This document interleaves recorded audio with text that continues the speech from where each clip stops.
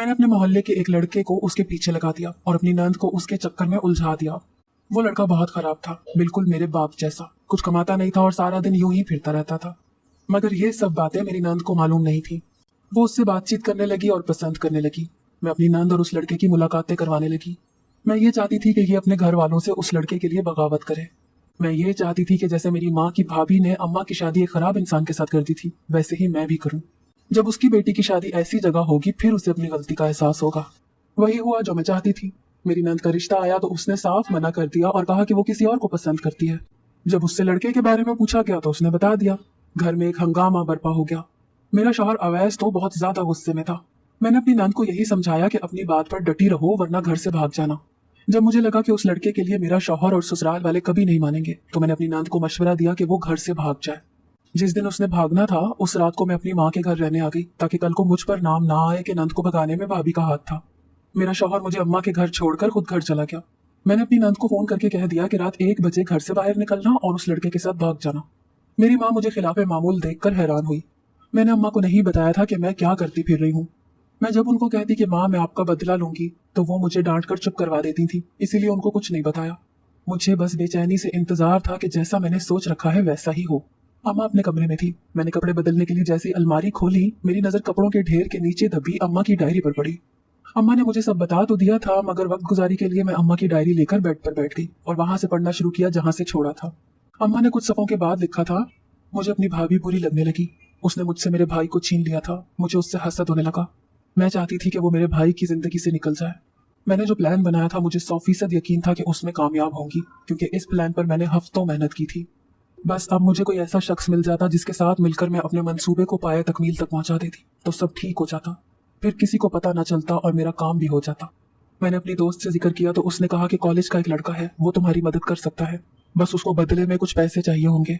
मैंने दोस्त के साथ उस लड़के से मुलाकात की। वो बहुत ज्यादा पैसे मांग रहा था क्योंकि काम भी तो उतना ही बड़ा था। मैंने उसे 50,000 देने की हामी भर ली और घर आकर सोचने लगी कि मैं 50,000 का बंदोबस्त कैसे करूंगी। रकम बड़ी थी और हम मिडिल क्लास लोग थे। इतनी रकम अगर मैं अम्मा से मांगती तो वो लाजमी शक में पड़ जाती।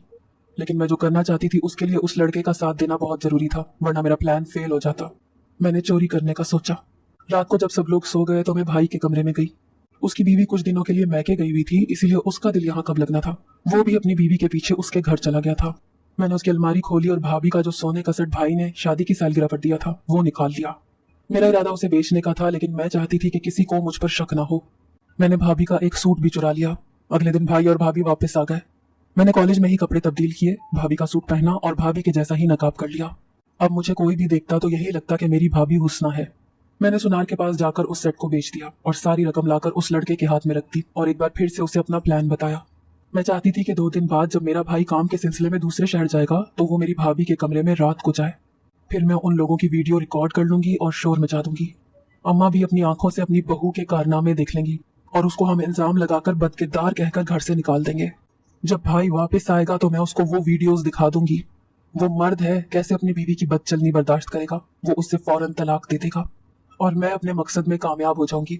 भाभी से मेरी जान छूट जाएगी। 2 दिन बाद भाई को किसी काम के सिलसिले में दूसरे शहर जाना था तो वो चला गया और मैं इंतजार करने लगी कि कब रात हो और मैं अपने मकसद को अमली जामा पहनाऊं।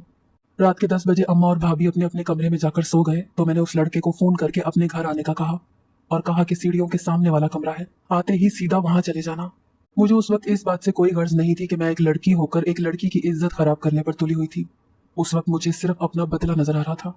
12 बजे मैंने घर में किसी को कूदते देखा क्योंकि मैं तो जाग ही उसके इंतजार में रही थी कि कब मेरे कॉलेज का वो लड़का मेरी भाभी के कमरे में जाए और मैं उन दोनों की वीडियो बना लूं।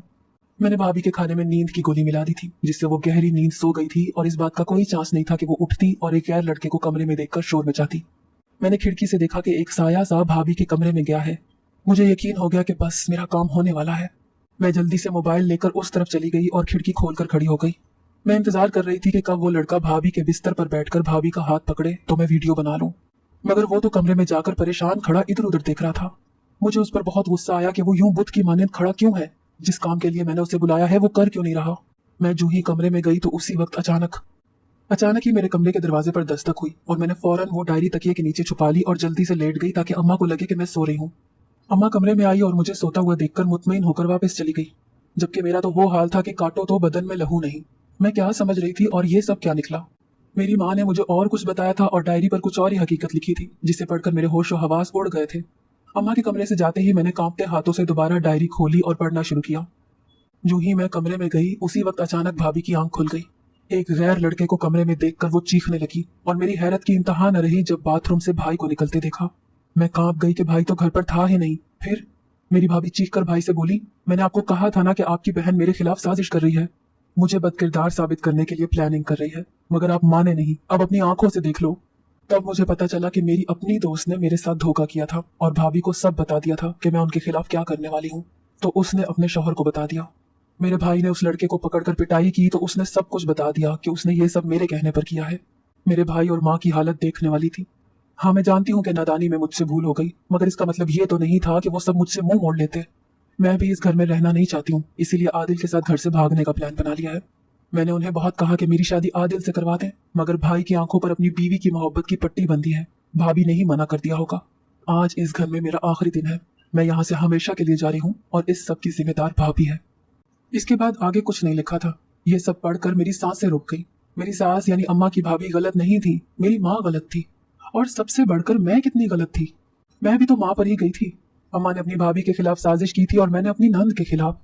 ये याद आते ही मैं फौरन उठी और वक्त देखा, 1 बजने वाला था, यानी मेरी नंद घर से निकलने वाली थी। मुझे ये सब रोकना था। मैंने नंद को फोन किया था कि उसे मना करूं, मगर वो फोन नहीं उठा रही थी।